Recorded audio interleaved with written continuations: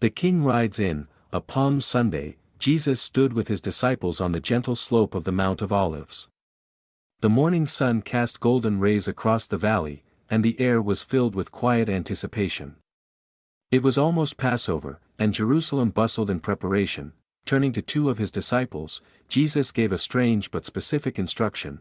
"Go into the village ahead," he said, "and at once you will find a donkey tied there, with her colt beside her. Untie them and bring them to me. If anyone says anything, tell them, 'The Lord needs them,' and they will let you go." The disciples exchanged a look, nodded, and quickly descended the slope toward the village of Bethphage. Though the request seemed unusual, they had learned to trust his words. As Jesus had said, the disciples found a donkey and a colt tied near a doorway.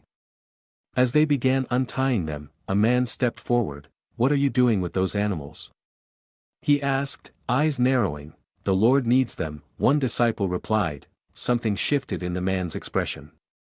He stepped back and nodded. "Then take them." They led the animals back to Jesus, laying their cloaks on the colt to form a makeshift saddle. Jesus approached, gently resting his hand on the young donkey's head before climbing on. As he mounted, a hush seemed to fall over the hillside. This moment fulfilled the ancient prophecy.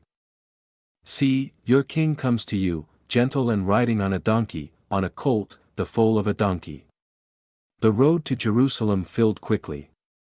As Jesus rode, a crowd began to gather, people who had seen his miracles, heard his words, and carried stories of his power. Excitement surged like a wave.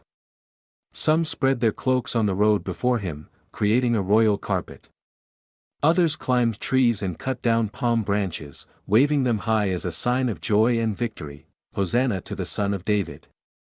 They shouted, "Blessed is he who comes in the name of the Lord. Hosanna in the highest." Children ran ahead, laughing. Men, women, and elders joined the chorus.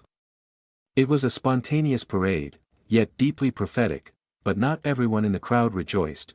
Amid the shouts and celebration, a group of Pharisees pushed forward, trying to reach Jesus. "Teacher," they called out sharply, "rebuke your disciples." But Jesus looked at them and replied with quiet authority, "I tell you, if they keep quiet, the stones will cry out." The Pharisees stepped back, stunned.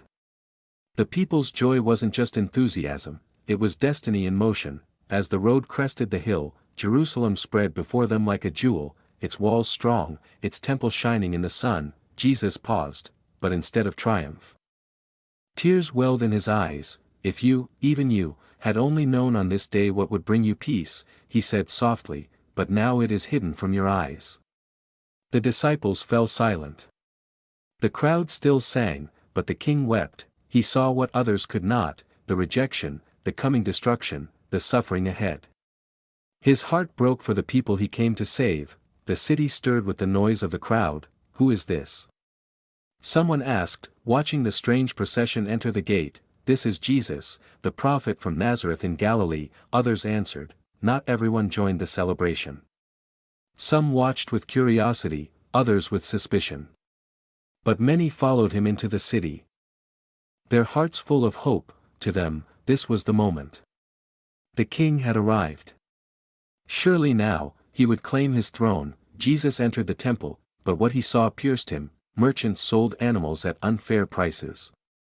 Money changers cheated the poor. God's house had become a marketplace. With righteous anger, Jesus flipped the tables and scattered the coins. The crowd gasped. "It is written," he said, "My house will be called a house of prayer, but you are making it a den of robbers." People stepped back in awe. The blind and lame came to him in the temple, and he healed them. Children ran around, still singing, "Hosanna to the Son of David." The chief priests were furious. But the people were amazed. As the sun began to set, Jesus and his disciples left the city and returned to Bethany. The cheers had faded. The crowds had dispersed.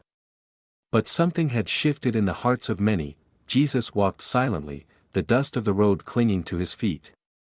His face was calm, yet thoughtful. The king had come, not with swords, but with peace. Not to conquer, but to save. Palm Sunday was the beginning of the final week, the week the world would change forever. The crowd wanted a warrior.